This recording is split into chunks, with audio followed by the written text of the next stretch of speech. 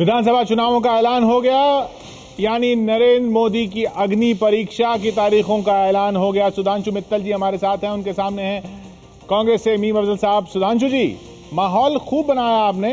सुधांशु जी, आवाज मिल रही है मेरी?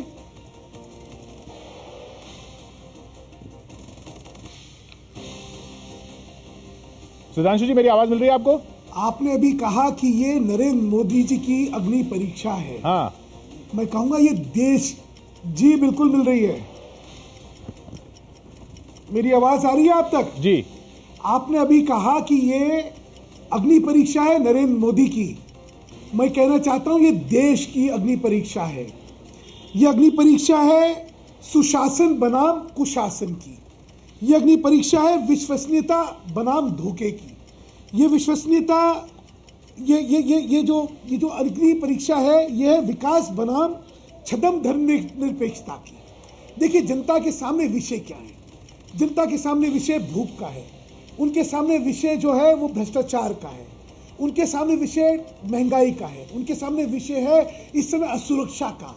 और इस सारे में वो नरेंद्र मोदी में एक विश्वसनीयता देखते हैं। वो वो तो केंद्र सरकार के चुनाव के मुद्दे हैं ना, यहाँ तो राज्यों के चुनाव हैं। विश्वसनीयता देखते हैं। मैं एक एक राज्य लेके चलता हूँ। नहीं, मैं सुनिए, तो मैं वही कह रहा हूँ। मैं एक एक राज्य मैं आपके पास लौटूंगा, लेकिन मीम अफजल साहब से इस पर कमेंट ले लेता हूं जो आपने अभी कहा। चौहान के अफजल साहब, सुधांशु मित्तल कह रहे हैं कि ये इन सारे मुद्दों का चुनाव है, लेकिन उन सब मुद्दों को का चेहरा बीजेपी की तरफ से नरेंद्र मोदी है। देखिए, मैं आपको बताऊं किशोर जी, भारतीय जनता पार्टी काफ़ी दिनों से इस बात का सबूत दे रही है कि वो बेहद कंफ्यूज पार्टी है।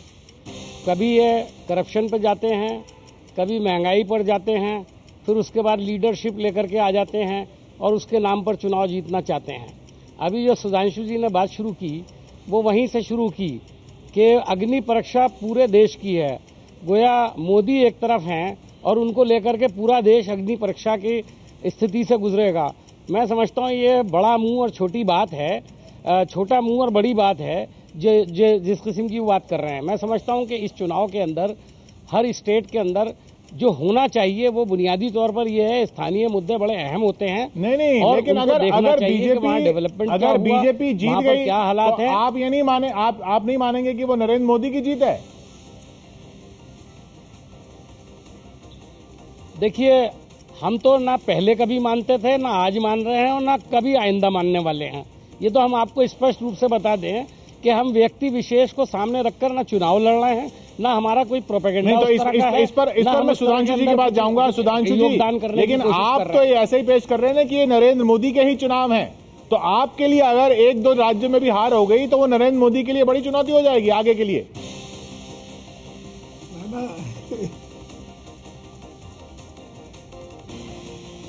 आशुतोष जी, कांग्रेस अगर एक म्यूनिसिपैलिटी का भी चुनाव जीतती है तो कहती है राहुल गांधी की जीत है, ये सोनिया गांधी जी की जीत है। और मीर अफजल साहब क्या कह रहे हैं, मैं तो हैरान हूं सुन के। चलिए, वो विषय नहीं है, ठीक है। मैं जो बार बार कह रहा हूं, राजस्थान में क्या विषय है? वहां पे कुशासन अशोक गहलोत का बनाम वसुंधरा राजे सिंधिया का। आगे चलिए, मध्य प्रदेश में सुशासन किसका? शिवराज सिंह चौहान का। छत्तीसगढ़ में शिवराज सिंह चौहान का सुशासन। उनके सामने क्या है आपको सबको पता है। दिल्ली में शीला दीक्षित का कुशासन, उसके सामने भाजपा का एक लंबा संघर्ष। यहाँ पे महंगाई, यहाँ पे नरेंद्र मोदी नहीं है फिर, यहाँ पे आप क्या कह रहे हैं? देखिए, यहाँ पानी की समस्या। सुधांशु जी, माहौल जिस तरह से आपकी पार्टी ने बनाया है, समस्याओं के सामने माहौल जिस तरह से सुधांशु जी आपकी पार्टी ने बनाया है, वो तो ऐसा है कि जैसे चारों राज्यों में स्वीप करवाएंगे। कह रहे हैं इसका विकल्प,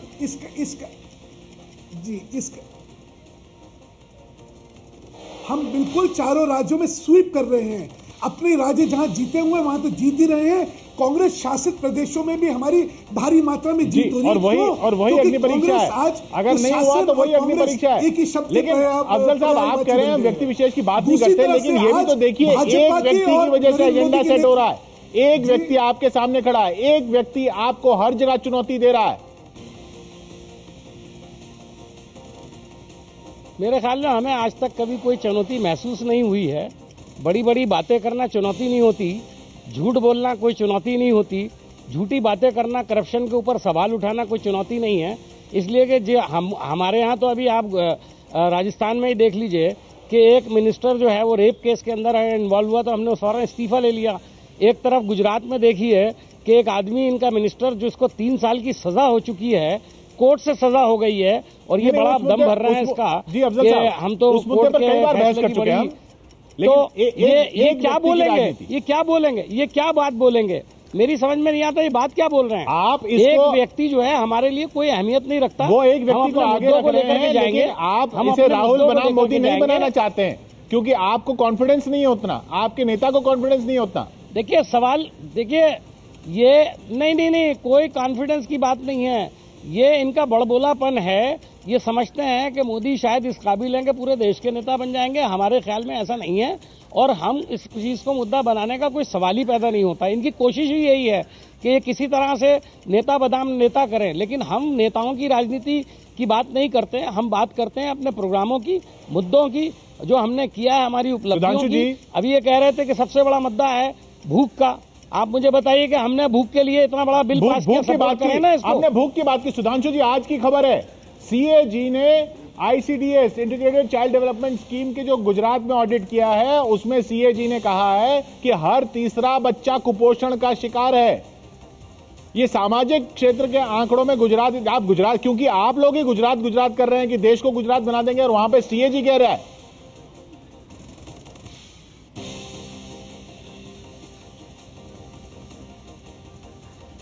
आशुतोष जी, 100 पैरामीटर्स 200 पैरामीटर्स में से किसी एक पैरामीटर के बारे में कोई टिप्पणी को लेके आप पूरी व्यवस्था को बदनाम थोड़ी कर देंगे। आपने तो ये किया, आपने केंद्र सरकार पे तो एक पैरामीटर को लेके किया ना, उसकी आप भी तो केंद्र सरकार का एक ही पैरामीटर पकड़ते हैं। कहने की जरूरत नहीं है। मैं एक सेकेंड, मैं जो आपसे कहना चाह रहा हूं, सुनिए, मैं जो कहना चाह रहा हूं, सुनिए, ना, मैंने तो सारे पैरामीटर करे। मैंने भ्रष्टाचार में सारी कैबिनेट लिप्त है इनकी, उसमें महंगाई ले लीजिए, उसके अंदर कुशासन के बारे में, सुरक्षा का माहौल, असुरक्षा का माहौल जो है उसका देखिए। कुपोषण का क्या जवाब है? ये सरकार फेल है, और जनता में कुपोषण का क्या जवाब है? गुजरात में जनता इस सरकार को उठा के फेंकने के लिए बैठी हुई है। और सुनिए, और एक और मैं बता देता हूं आपको, चारों राज्यों में वो गुजरात की जनता ने उसका जवाब दे दिया है। अगर वहां पे कुपोषण होता तो गुजरात की जनता तीसरी बार भी नरेंद्र मोदी को चुन के नहीं लाती। तो फिर इस हिसाब से तो केंद्र सरकार में भ्रष्टाचार होता तो 2009 में फिर नहीं जीते वो। जब लाएगी तो सबका जवाब देगी। नहीं, अगर चुनावों की जीत से, चुनावों लोकसभा में जो अफसोस, आपका वक्त खत्म होता हुआ सुधांशु जी। अफजल साहब, लेकिन देखिए चुनौती है अफजल साहब, आप चाहे कहें कि एक व्यक्ति की चुनौती नहीं है, लेकिन चुनौती है। जिस तरह से माहौल बन रहा है वो चुनौती है। जिस तरह से आपकी सरकार कटघरे में है क्योंकि केंद्र सरकार की नीतियां भी राज्य सरकार के चुनावों पर असर डाल रही हैं, वो चुनौती आप उसको इस तरह से नजरअंदाज नहीं कर सकते। देखिए किशोर जी, हमारे पास हमारे कुछ प्रोग्राम हैं, मनरेगा है, अभी हम फूड बिल लेकर के आए हैं, फिर लैंड एक्विजिशन बिल है, ये सब चीज़ें हमारे साथ चलेंगी और देश इसका फैसला करेगा। मैं समझता हूँ अभी आपने इनसे बच्चों के बारे में जो अभी सवाल किया उसका कोई जवाब ही नहीं दे सकते। एक एक करके इनके न जाने कितने राज और कितनी नाकामियां जो हैं हमारी गुजरात की जो इकाई है उसने खोल के बताया है। अब प्रॉब्लम यह है कि उसके बावजूद भी अगर इन्होंने तय कर लिया है कि गोबल्स की तरह से झूठ बोलना है, इतनी बार बोलना है कि लोग उसे सच समझने लगे, तो इसका तो इलाज किसी के पास है नहीं, देश अपने आप तय करेगा। आपका भी खत्म होता है अफजल साहब, बहुत बहुत शुक्रिया। मीम अफजल और सुधांशु मित्तल जी को आपने सुना, लेकिन ये हकीकत है कि नरेंद्र मोदी फैक्टर, नरेंद्र मोदी चुनाव का मुद्दा बनेंगे, चाहे वो राज्यों के चुनाव हो। नरेंद्र मोदी के लिए ये सही में अग्नि परीक्षा है, कह रहे हैं हमारे दर्शक अनिल चौधरी। इससे पता चल जाएगा कि उन्हें पीएम, आपकी जगह उनका हम फिर से आपको दिखाएंगे जो उन्होंने कमेंट दिया। इससे पता चल जाएगा कि उन्हें पीएम उम्मीदवार बनाने से बीजेपी को फायदा हुआ है या नहीं है, यही अहम सवाल है। और हमारे दर्शक विजय द्विवेदी जी लिखते हैं, विधानसभा चुनाव स्थानीय मुद्दों पर और स्थानीय नेताओं के काम पर निर्भर करता है, जबकि लोकसभा का चुनाव राष्ट्रीय मुद्दों पर लड़ा जाता है।